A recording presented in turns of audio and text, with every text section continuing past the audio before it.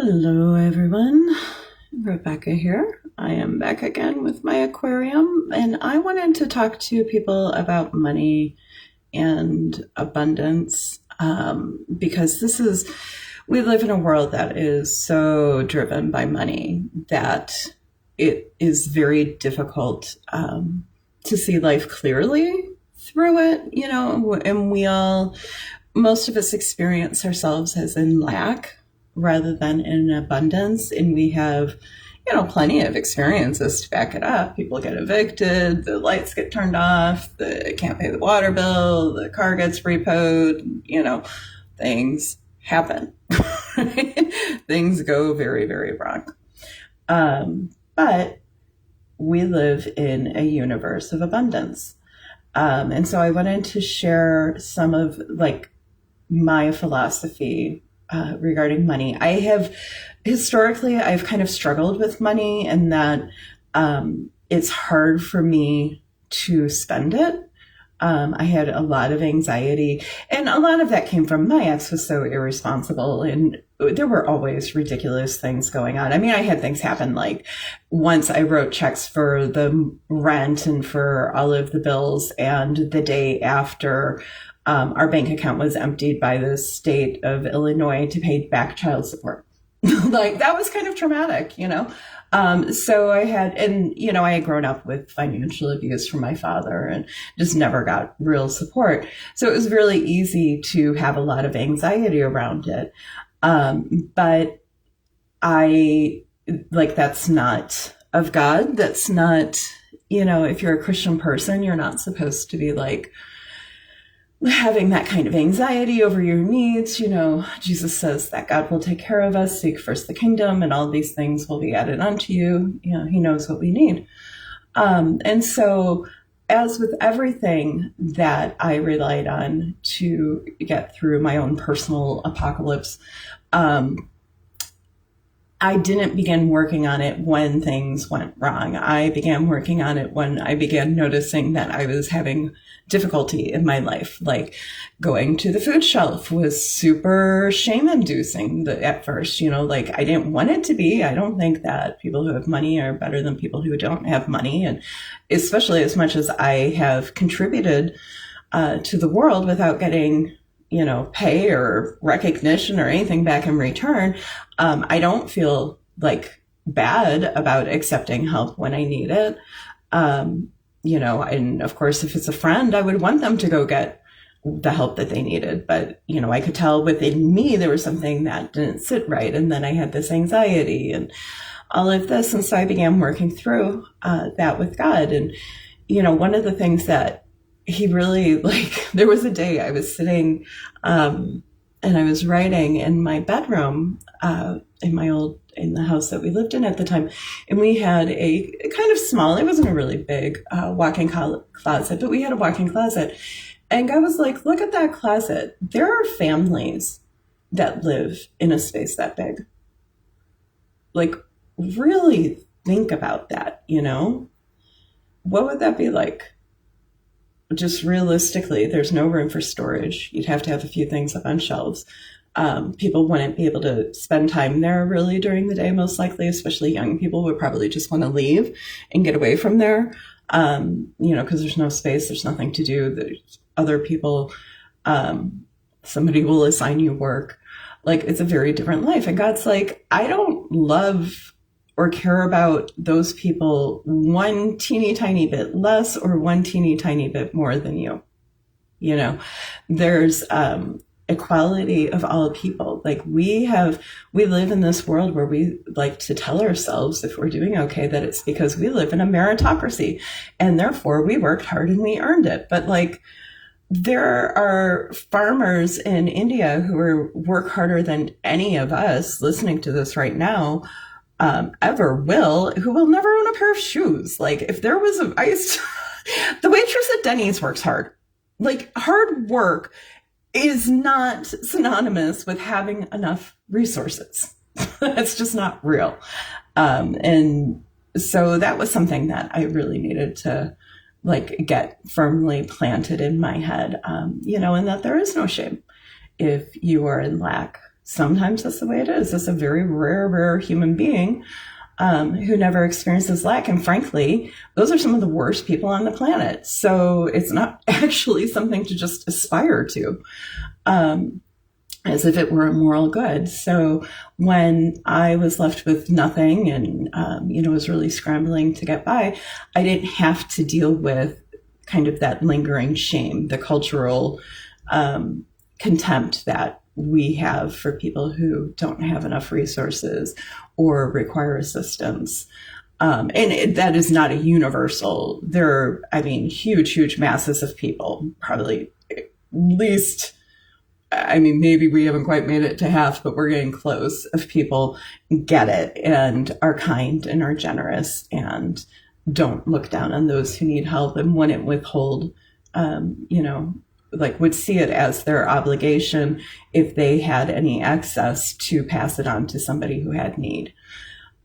So that was very helpful. And then as I went through this, one of my mottos was the universe is abundant. Because it is, because everything I need exists in this world. It all belongs to God. And there is no lack. It's not real. There's more than enough of everything. It's really just a matter of figuring out how to get what you need to you. Redistribution a bit, right? So one of the things that I did immediately is you really strip down what is necessary. There was a point where what I could do was get through each day, find something to eat and to drink, and stay safe. And if I could get from one morning to the next morning, accomplishing that was enough. And honestly, it was a bit of it, like that stuff. We are ancient hunter-gatherers. Just today, we're going to do what we need to do to get food to eat and keep everyone safe. And that's the entire job. Like, we were made for that shit. It's, I had a homeless guy say to me, look, if I don't have great sleeping accommodations, but as long as I have something to eat and I can, have something to drink and I get a smoke and a beer and I spend time hanging out with my friends, like, what else do I really need in life? And I was like, not entirely wrong. I was able to maintain a positive view of like the abundance of the world and the abundance coming to me by just letting myself kind of start from ground zero. I'm going to make it from one day to the next. I'm not going to go hungry. I'm not going to go thirsty. I'm going to keep myself safe. And once I could, and once you're comfortable there, anytime you can pull yourself out of that fear, anxiety state, you're going to be able to make better choices and be more strategic and start to accomplish things and move forward. So actually getting where I didn't feel bad and I didn't have massive anxiety about my situation because I knew that what I needed was there. And I had what I need to get from what I always had money for a cup of coffee.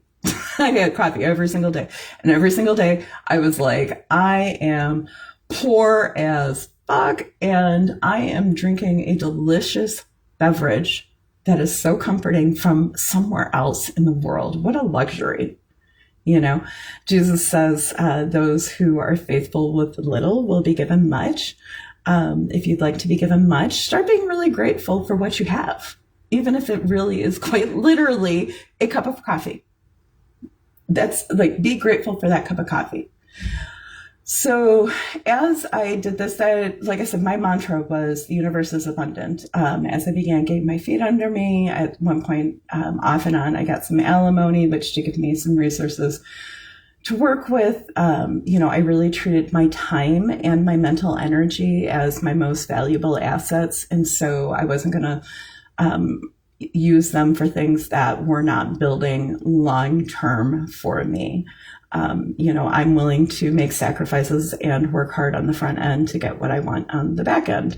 So, that was the philosophy I used. And yes, there were many crazy, bumpy spots. But I never really felt like just lack. It was never really like, why does everybody else have this and I don't? And because I wasn't wasting my time and my mental and emotional energy on that stuff, I was able to divert that into things that were actually productive and into my healing and into staying safe. And the other thing that I would really recommend if you struggle with money is to stop thinking in terms of like money and simply think in terms of resources. Do I have the resources I need right now? You know, when I did wilderness survival training years and back in college, they said if you're in a dangerous situation, you make a priority list. Like, and your priority list is kind of put together based on what your survival needs are. Can you breathe? If you do not have an unobstructed airway, you need to take care of that right away because you have 3 minutes. Do you have shelter? If you don't have shelter, you need to take care of that because in bad weather, you have about 3 hours. Do you have something to drink? 3 days without something to drink. Do you have something to eat? 3 weeks without something to eat. So on and so forth. And so I just used my sort of priority matrix. I need my mental health is a super high priority. That means I'm going to be prioritizing certain comfort, maintaining control over my time while I'm continuing to heal. It means that I am going to, just make choices based on what I know my issues. Other people are going to make different choices because they have different needs. They have different objectives. They have different, challenges that they're dealing with. This was me, but it absolutely can be done because the universe is abundant. There is everything that you need. And the more time you spend going like, but I don't have that. I don't have that. I don't have that. I see other people who have it. I don't have it. The less time you're spending figuring out how to get what you need. Because getting what you need is doable. It can be done. And if you rely on God, like he made all things belong to you. He'll get into you in due order. So anyways, I want to show you guys my house because I keep talking about it. It's not like the super fancy house, and this is not like, look what you can do. Everybody's path is different, and a lot of people, like, their idea of an ideal living arrangement isn't a big house. It's a studio apartment in a building with an exercise room.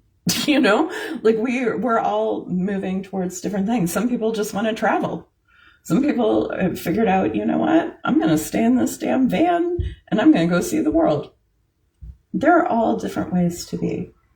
And the more you can come out of the anxiety and the fear and the hold that money has on you, the more you will have freedom, the more you will be able to make your own choices, and the more you will begin to experience the world as genuinely an abundant place rather than a place where it's damn near impossible to get what you need. So I'm going to give you a proof of concept here. This is my home. So let me take you on a tour. We'll start with, this is my succulent window. I will start backing up here. So this is my living room.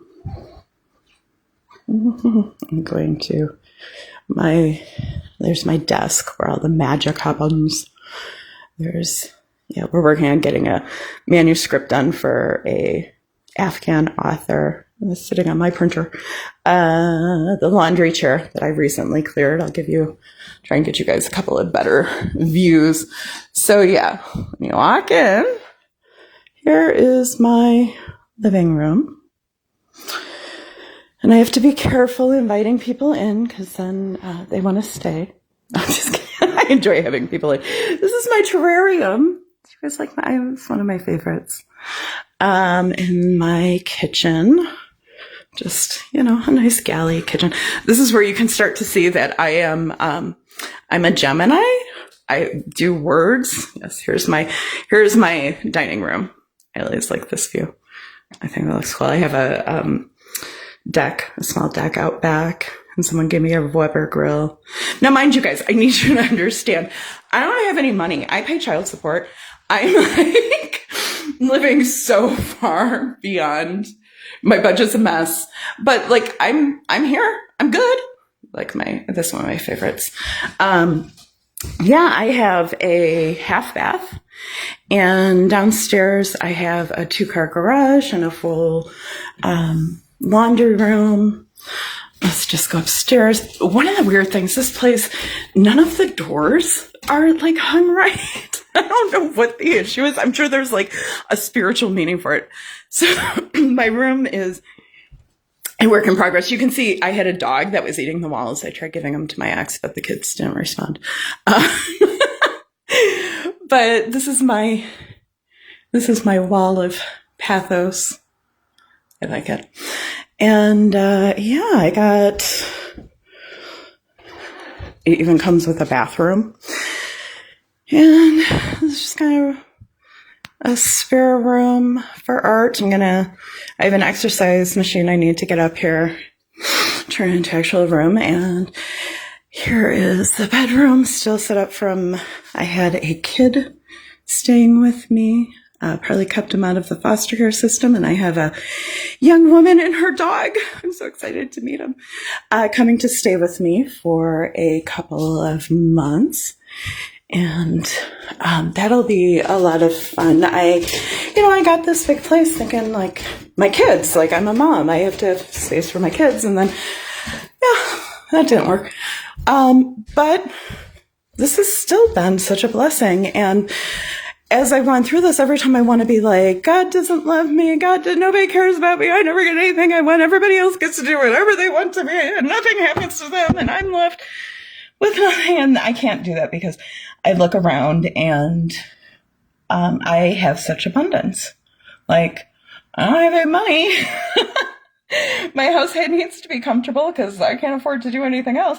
But it's okay because it's a nice, comfortable, stable place for me to continue building my life. It's only been a couple of years. I've been here for about 2.5 years now, and it takes time to recover. It takes time, when you're young to get started. And I basically am in the position of a, 20-something who's having to figure out life on their own for the first time, which was what I always wanted to do. So that's what I'm doing.